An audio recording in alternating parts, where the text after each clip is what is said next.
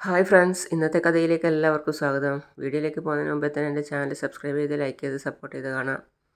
സിദ്ധു ഇതാ ഫാക്ടറി കത്തിയതൊക്കെ ആലോചിച്ചിട്ട് വിഷമത്തോടെ നിൽക്കുകയാണ്. ആ സമയത്താണ് നമ്മളെ മേഘ സന്തോഷത്തോടു കൂടി സ്വീറ്റ്സുമായിട്ട് വരുന്നത്. സിദ്ധു, സ്വീറ്റ്സ് എടുത്തു സിദ്ധു, അവൾ ലഡുമായിട്ട് വന്നിട്ട് പറയാ സന്തോഷത്തോടെ. സിദ്ധു അവൾ കൊണ്ടുവന്ന സ്വീറ്റ്സും അവളെയും മാറി മാറി നോക്കുകയാണ്. സിദ്ധു എന്നിട്ട് വിഷമത്തോടെ എണീച്ചിട്ട് പറയാണ്, നടന്ന ഫയർ ആക്സിഡൻറ്റുമായിട്ട് തനിക്ക് നല്ല ബന്ധമുണ്ടെന്ന് എനിക്ക് നന്നായിട്ടറിയാം. അത് കേട്ട മേഘയുടെ മുഖം വല്ലാതെയായി. കാര്യം അവൾ ചെയ്തതാണല്ലോ. അപ്പോൾ സിദ്ധു പറയാണ്, എന്നെ ചെയർമാൻ പോസ്റ്റിൽ നിന്നും ഒഴിവാക്കാൻ വേണ്ടി നീ മനഃപൂർവ്വം ചെയ്തതല്ലേ അത്? നീ എത്ര അധപ്പതിച്ചൊരു ജന്മാണെന്നറിയോ?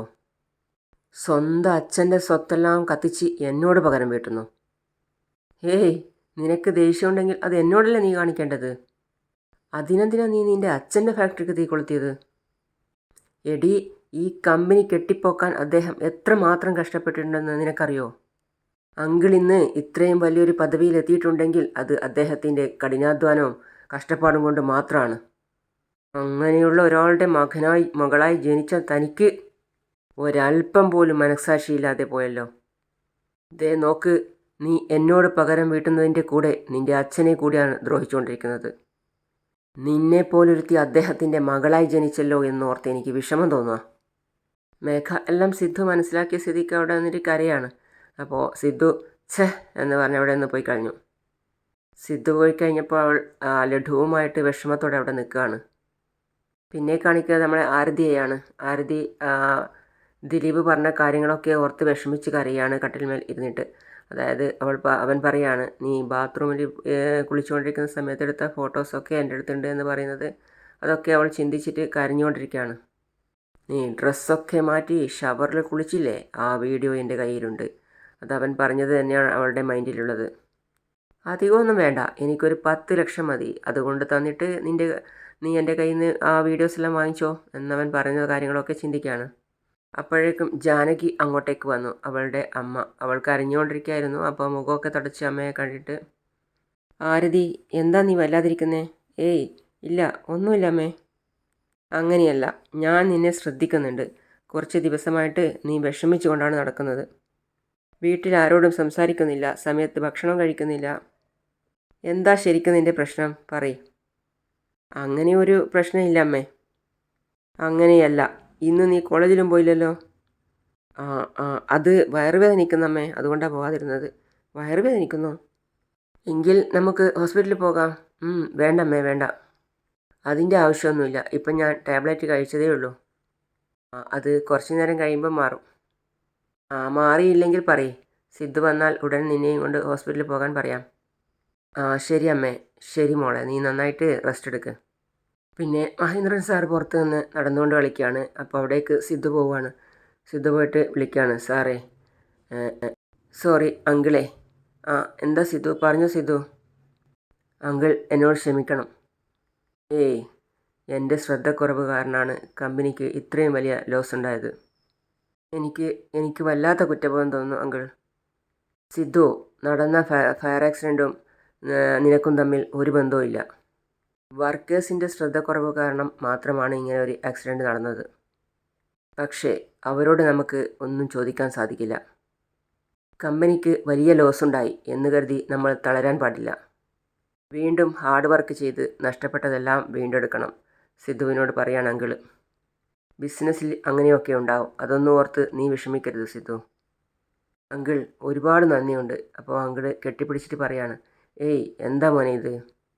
അവൻ കെട്ടിപ്പിടിച്ച് കരയാണ്. എന്നിട്ട് അങ്കിള് പറയാണ്, മോനെ, നീ കമ്പനിയുടെ ചെയർമാൻ ആകണമെന്ന് ഞാൻ ആഗ്രഹിച്ചു. നീ ധൃതി പിടിച്ച് റിസൈൻ ചെയ്യുമെന്ന് ഞാൻ പ്രതീക്ഷിച്ചതേയില്ല. അയ്യോ അതല്ല അങ്കിളെ, ഞാൻ റിസൈൻ ചെയ്യുന്നതാണ് നല്ലതെന്ന് എനിക്ക് തോന്നി. അത് നിൻ്റെ മനസ്സിൻ്റെ നന്മയാ മോനെ. നടന്ന ഫയർ ആക്സിഡൻറ്റിൽ നീ ഒരു വിധത്തിലും കാരണമല്ലെങ്കിലും നീ ആ ഉത്തരവാദിത്തം ഏറ്റെടുത്തില്ലേ? അതാണ് ഒരു ലീഡർഷിപ്പിന് വേണ്ട ഏറ്റവും നല്ല ക്വാളിറ്റി. അങ്ങനെ തന്നെയാണ് വേണ്ടത്. നീ ഒന്നുകൊണ്ടും പേടിക്കേണ്ട മോനെ, നമ്മൾ തിരിച്ചു വരിക തന്നെ ചെയ്യും. Sure uncle. സിദ്ധു ടെറസിൻ്റെ മേലെ കയറി നിന്നിട്ട് കരയാണ്. കരഞ്ഞുകൊണ്ടാണ് അവിടെ നിൽക്കുന്നത്. അപ്പോൾ ചന്ദ്രിക അവിടെ അലക്കിയിട്ട് ഇടാൻ വേണ്ടി വന്നതാണ്. അപ്പോൾ ചന്ദ്രിക മനസ്സിൽ വിചാരിക്കുകയാണ്, എന്തിനാ സിദ്ധു സാർ ഇങ്ങനെ കരയുന്നത്? സിദ്ധുവിൻ്റെ അടുത്ത് പോയിട്ട് വിളിക്കുകയാണ്, സാർ. അപ്പോൾ സിദ്ധു കണ്ണൊക്കെ തുടച്ചിട്ട് ചോദിക്കുകയാണ്, എന്താ ചന്ദ്രികേ, പറയൂ. എന്തിനാ സാർ കരയുന്നത്? ഏയ് ഒന്നുമില്ല. എന്തെങ്കിലും പ്രശ്നമുണ്ടോ സാർ? അതെ. എന്താ സാർ പ്രശ്നം? എന്താ സാർ കാരണം എന്ന് ചോദിച്ചപ്പോൾ പറയാണ്, കമ്പനിക്കുണ്ടായ ഫയർ ആക്സിഡൻറ്റിൽ 20 കോടി രൂപ കമ്പനിക്ക് നഷ്ടമായി. ചന്ദ്രികെ, എൻ്റെ ശ്രദ്ധക്കുറവ് കാരണമല്ലേ കമ്പനിക്ക് ഇത്രയും ലോസ് ഉണ്ടായത്? അയ്യോ, എന്താ സാർ ഇങ്ങനെ പറയുന്നത്? അതിനെങ്ങനെയാണ് സാർ ഉത്തരവാദിയാവുന്നത്? കമ്പനിയിൽ ജോലി ചെയ്യുന്നവരുടെ ശ്രദ്ധക്കുറവല്ലേ അതിന് കാരണം? അല്ല ചന്ദ്രികെ, അങ്കിള് കമ്പനിയുടെ ഉത്തരവാദിത്തം മുഴുവനും എന്നെ വിശ്വസിച്ചാണ് ഏൽപ്പിച്ചിരുന്നത്. അപ്പോൾ ഇത്രയും വലിയ നഷ്ടം ഉണ്ടാകുമ്പോൾ അതിൻ്റെ ഉത്തരവാദി ഞാൻ തന്നെയല്ലേ? പക്ഷേ ഈ ചെയർമാൻ പദവിയിൽ നിന്നും മാറേണ്ടി വന്നതിലൊന്നും എനിക്കൊരു വിഷമവും ഇല്ല. എന്നാൽ ഇത്രയും നഷ്ടം സംഭവിച്ചിട്ടും എൻ്റെ അങ്കിള് എന്നെ ഒന്ന് വഴക്ക് പറയുക കൂടി ചെയ്തിട്ടില്ല. എന്നോട് ദേഷ്യപ്പെടുകയും ചെയ്യുന്നില്ല. എന്നെ ആശ്വസിപ്പിച്ചിട്ട് പോവുമായിരുന്നു. സിദ്ധു കരഞ്ഞുകൊണ്ട് ചന്ദ്രികയോട് പറയുക. അങ്ങനെയുള്ള ഒരാൾക്ക് ഇത്രയും വലിയ നഷ്ടം ഉണ്ടാക്കിയല്ലോ എന്നോർത്ത് വല്ലാത്ത കുറ്റബോധം തോന്നുന്നു. എപ്പോഴും മറ്റുള്ളവർക്ക് സഹായം ചെയ്തുകൊണ്ടിരിക്കുന്ന സാറിന് ദൈവം ഒരിക്കലും ഇങ്ങനെയൊരു ഇത്രയും വലിയ ദ്രോഹം ചെയ്യാൻ പാടില്ലായിരുന്നു. സാറിൻ്റെ ഈ നല്ല മനസ്സിന് ഇനിയെല്ലാം നന്നായി തന്നെ നടക്കും സാർ. സാറിങ്ങനെ കരയുന്നത് കാണുമ്പോൾ എനിക്ക് മനസ്സിന് വല്ലാത്ത വിഷമം തോന്നുക. ദയവ് ചെയ്ത് സാറിങ്ങനെ കരയരുത് സാർ. ചെല്ലു, സാർ റൂമിലേക്ക് പോയിക്കോളൂ. പിന്നെ മേഘ മാഡം സിദ്ധുവിൻ്റെ കസേരയിൽ ചെയർമാൻ്റെ പോസ്റ്റിൽ ഇരിക്കുകയാണ്. അപ്പോൾ അവിടെ ഒരു സ്റ്റാഫ് വന്നിട്ട് പറയാണ്, മേഡമാണ് അടുത്ത CEO ആവുന്നതെന്ന് HR പറഞ്ഞിരുന്നു. അതെ, ഇനി അല്പസമയം കൊണ്ട് അച്ഛൻ ബോർഡ് മീറ്റിങ്ങിൽ അനൗൺസ് ചെയ്യും. ഓക്കെ മേഡം എന്ന് പറഞ്ഞ് ബൊക്ക കൊടുത്ത് കൺഗ്രാറ്റ്സ് ചെയ്തിട്ട് അയാൾ പോവാണ്. അപ്പോഴാണ് ഒരാൾ വന്നിട്ട് പറഞ്ഞത്, കമ്മിങ് മാം, മഹേന്ദ്രൻ സാറ് നിങ്ങളോട് കോൺഫറൻസ് റൂമിലേക്ക് വരാൻ പറഞ്ഞു. ഓക്കെ, നിങ്ങൾ പോയിക്കോളൂ, ഞാൻ വരാം. ഞാൻ വിചാരിച്ചതുപോലെ ഇപ്പം ഞാൻ കമ്പനി ചെയർമാൻ ആകാൻ പോവാ. ഇന്ന് തന്നെ നിങ്ങളെല്ലാവർക്കും ട്രീറ്റ് ഉണ്ട്. അപ്പോൾ അയാൾ പറയാണ്, ഇന്ന് മാത്രമല്ല, ഇനി അങ്ങോട്ട് എല്ലാ ദിവസവും ട്രീറ്റാണ് മാം. ശരി, വാ പോവാം. പോവാം. മേഘ കോൺഫറൻസിൻ്റെ ഹാളിൽ വന്നിട്ട് സിദ്ധുവിൻ്റെ വിഷമം കണ്ട് സന്തോഷിച്ച് ആഹ്ലാദിക്കുക. സിദ്ധുവിനോട് ചോദിക്കുക, എന്താ സിദ്ധാർത്ഥ് ഓഫീസിലേക്ക് ഇപ്പം വന്നിരിക്കുന്നു? നീ വരില്ലെന്നാണ് ഞാൻ വിചാരിച്ചത്. അപ്പോൾ പിന്നെ അപ്പുറം ഇപ്പുറമൊക്കെ നോക്കിയിട്ട് പറയാണ്, ഞാൻ ചെയർമാൻ ആകുന്നത് നിനക്ക് ഒട്ടും ഇഷ്ടമല്ലല്ലോ അല്ലേ? എന്നെ വേണ്ട എന്ന് പറഞ്ഞിട്ട് നീ ഈ കമ്പനിയിലെ ചെയർമാനായിരിക്കുന്നതിൽ ഒരർത്ഥവും ഇല്ല. അതുകൊണ്ട് തന്നെയാണ് ദൈവമായിട്ട് നിന്നെ ചെയർമാൻ പോസ്റ്റിൽ നിന്നും താഴേക്ക് ഇറക്കിയത്. അപ്പോഴേക്കും മഹേന്ദ്രൻ സാർ വന്നു. Good morning sir. Good morning പറയാണ്. അപ്പോൾ പ്ലീസ് സിറ്റ് ഡൗൺ എന്ന് പറഞ്ഞ് എല്ലാവരും ഇരിക്കുകയാണ്. ഇന്നലെ നടന്ന കോർ മീറ്റിങ്ങിൽ മേഘയെ ചെയർമാനായി നിയമിക്കാമെന്ന് പറഞ്ഞിട്ടുണ്ട്. ഇനി മേലിൽ സിദ്ധാർത്ഥ് നോക്കി നടന്ന ഉത്തരവാദിത്തങ്ങൾ മുഴുവനും മേഘ നോക്കി നടത്തും. മേഘ ഒന്ന് പൊന്തി എന്നിട്ട് എല്ലാ സ്റ്റാഫിനെയും നോക്കുകയാണ്. ഡിസിഷൻ മേക്കിംഗ് സംബന്ധിച്ച് മേഘ അതായത് സിദ്ധാർത്ഥിനോട് ചോദിച്ച് വേണം തീരുമാനമെടുക്കാൻ. അതിനുള്ള അധികാരം ഞാൻ സിദ്ധാർത്ഥിന് കൊടുക്കുന്നു. മേഘ ഒന്ന് ഞെട്ടി. അവിടെയുള്ള സ്റ്റാഫുകളും ഒന്ന് വല്ലാതെയായി. Just welcome our new chairman. എല്ലാവരും കൈയടിച്ചു. അത് കേട്ടിട്ട് സിദ്ധുവും കൈയടിച്ചു. അവൾ സന്തോഷത്തോടെ എണീറ്റ് നിന്നിട്ട് താങ്ക് യു പറയാണ്. അച്ഛന് തന്നെ കൈ കൊടുക്കുകയാണ്. താങ്ക് യു അച്ഛാ. Yes, all the best. സിദ്ധുവിനെ ആ സമയത്ത് മഹേന്ദ്രൻ സാർ നോക്കുന്നുണ്ട്. വല്ലാത്ത വിഷമത്തോടെയാണ് സിദ്ധു അവിടെ ഇരുന്നിട്ടുള്ളത്. സാറിനും വല്ലാത്ത വിഷമമായി. അപ്പോൾ അവിടെ അധികം നിൽക്കാൻ പറ്റിയില്ല. അപ്പോൾ തന്നെ അവിടെ നിന്ന് പോവുകയും ചെയ്തു. അപ്പോൾ മേഘ എല്ലാവരോടും പറയാണ്, all welcome. Thank you madam. എന്നിട്ട് സിദ്ധു മേഘയ്ക്ക് കൈ കൊടുത്തിട്ട് പറയാണ്, ഓൾ ദ ബെസ്റ്റ് മേഘ. നിനക്കിത് ശരിയാവില്ല സിദ്ധു. ഇനി അങ്ങോട്ട് എല്ലാറ്റിലും നീ തോറ്റുകൊണ്ടിരിക്കുകയല്ലേ. അതിന് അഡ്വാൻസ് കൺഗ്രാജുലേഷൻസ്. അതിനുശേഷം സിദ്ധു അവിടെ നിന്ന് പോയി. അപ്പോൾ അതിനുശേഷം ബാക്കിയുള്ള എല്ലാവരും സ്റ്റാഫുകളും വന്നിട്ട് കൈ കൊടുക്കുകയാണ്. പിന്നെ കാണിക്കുന്നത് വിഷമിച്ചുകൊണ്ട് അങ്ങോട്ടും ഇങ്ങോട്ടും നടക്കുന്ന, മുറിയിൽ കൂടി അങ്ങോട്ടും ഇങ്ങോട്ടും നടക്കുന്ന ആരതിയെയാണ്. അവൾ അവിടെ നിന്നും അവൻ അയച്ചു കൊടുത്ത വീഡിയോ സീന് തന്നെയാണ് അവളുടെ മനസ്സ് മുഴുവനും. അവളെ അലട്ടിക്കൊണ്ടിരിക്കുന്ന പ്രശ്നം അധികമൊന്നും വേണ്ട. ആ 10 ലക്ഷം കൊണ്ട് തന്നിട്ട് നീ എൻ്റെ കയ്യിൽ നിന്ന് ആ വീഡിയോ വാങ്ങിച്ചോ.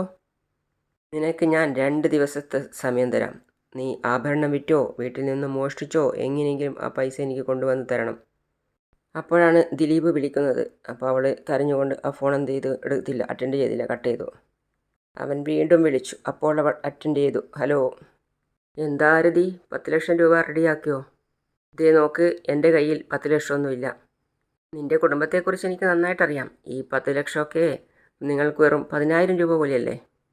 ഇന്ന് വൈകുന്നേരം തന്നെ എനിക്ക് 10 ലക്ഷം രൂപ കിട്ടണം. അങ്ങനെ കിട്ടിയില്ല എന്നുണ്ടെങ്കിൽ ഞാൻ പിന്നെ നിന്നെ വിളിക്കാനൊന്നും പോകുന്നില്ല. നിൻ്റെ വീഡിയോ കണ്ടിട്ട് നാട്ടിലുള്ള എല്ലാവരും നിന്നെ ഫോൺ വിളിക്കും. അപ്പം പറഞ്ഞതുപോലെ. പിന്നെ അവൾ പരവശയായി ആലോചിച്ചുകൊണ്ട് നടക്കുകയാണ്. ഇവൻ ചോദിച്ച പൈസ എങ്ങനെയാണ് ഞാൻ കൊടുക്കുക ഇപ്പോൾ? അയ്യോ, എന്താ ഇപ്പം ചെയ്യുക? അവൾ പിന്നെ പോയി അമ്മയുടെ അലമാര തുറന്ന് സ്വർണ്ണങ്ങൾ നോക്കുകയാണ്. അപ്പോൾ 2-3 സ്വർണത്തിൻ്റെ പെട്ടിയെടുത്തിട്ട് തുറന്നിട്ട് പറയാണ്, ഇത്രയും ആഭരണങ്ങളുണ്ടല്ലോ, ഇതിൽ നിന്നും ഒന്നെടുത്താൽ ആരും കണ്ടുപിടിക്കില്ല. പിന്നെ അവൾ വേറൊരു പെട്ടി തുറന്ന് നോക്കുമ്പോൾ അതിൻ്റെ അകത്ത് നല്ല ഡയമണ്ടിൻ്റെ നെക്ലേസ് ആണുള്ളത്. എന്നിട്ട് അവൾ പറയാണ്, ഇത് മുത്തശ്ശൻ അമ്മയ്ക്ക് കൊടുത്ത ഡയമണ്ട് നെക്ലേസാണ്. ഇത് പഴയതല്ലേ, അതുകൊണ്ട് അമ്മ ഇത് മറന്നുപോയി കാണും. അതുകൊണ്ട് അവൾ കൂടുതലൊന്നും ആലോചിക്കാതെ അതിൽ നിന്നും ഒരു കവറെടുത്ത് ആ കവറിൽ വെക്കുവാണ്. ആ നെക്ലേസിൻ്റെ കവർ അവളെടുത്ത് വേറൊരു കവറിലേക്ക് വെച്ച് ഷാൾ കൊണ്ട് പൊതിയൊക്കെ ചെയ്തിട്ട് അവൾ അതെടുത്ത് മാറ്റി വെക്കുകയാണ്. പിന്നെ കാണിക്കുന്നത് മേഘ വണ്ടി എടുത്തിട്ട് പോവാണ്. ആ സമയത്താണ് മേഘയുടെ അച്ഛൻ മേഘയെ വിളിക്കുന്നത്. ആ പറയൂ അച്ഛാ. മേഘ, നീ എവിടെയാ? ഓഫീസിലേക്ക് പോവുക അച്ഛാ. ആ, ഓഫീസിൻ്റെ അടുത്തുള്ളൊരു പാർക്കിലാണ് ഞാനുള്ളത്. അവിടെ ഒരു 5 മിനിറ്റ് വന്നിട്ട് എന്നെ കണ്ടിട്ട് പോവോ? ആ ശരി അച്ഛാ, വരാം. ശരി മോളെ. പിന്നെ അയാൾ കോഫി വിൽക്കുന്ന ആളടുത്ത് വന്നിട്ടൊരു കോഫിയൊക്കെ വാങ്ങി കുടിച്ചിട്ട് സന്തോഷിക്കുകയാണ്. അപ്പോഴേക്കും മേഘ അവിടെ എത്തി. അപ്പോൾ അച്ഛന് കോഫിയൊക്കെ അവിടെ വെച്ചിട്ട് പറയാണ്, കോഫി ഇവിടെ വെക്കുക 1 മിനിറ്റ്. ആ നിൽക്കും മോളെ, ഞാൻ ഇപ്പോൾ വരാം. ആഗ്രഹിച്ചതുപോലെ തന്നെ മഹീന്ദ്രൻ ഗ്രൂപ്പ് ഓഫ് കമ്പനിയുടെ ചെയർമാനായി. കൺഗ്രാജുലേഷൻ എന്ന് പറഞ്ഞ് അയാളൊരു ഗിഫ്റ്റ് കൊടുക്കുകയാണ്. താങ്ക് യു അച്ഛാ. മേഘ നേരെ അച്ഛൻ്റെ ഗിഫ്റ്റ് സന്തോഷം സ്വീകരിച്ച് അവിടെ നിന്നും സന്തോഷത്തോടെ അച്ഛനും മകളും സംസാരിച്ചു കൊണ്ടിരിക്കുകയാണ്. അങ്ങനെയാണ് ഇന്നത്തെ ഭാഗം അവസാനിക്കുന്നത്. അടുത്ത പുതിയ ഭാഗമായിട്ട് ഉടൻ വരുന്നതാണ്. അതുവരേക്കും ബൈ ബൈ.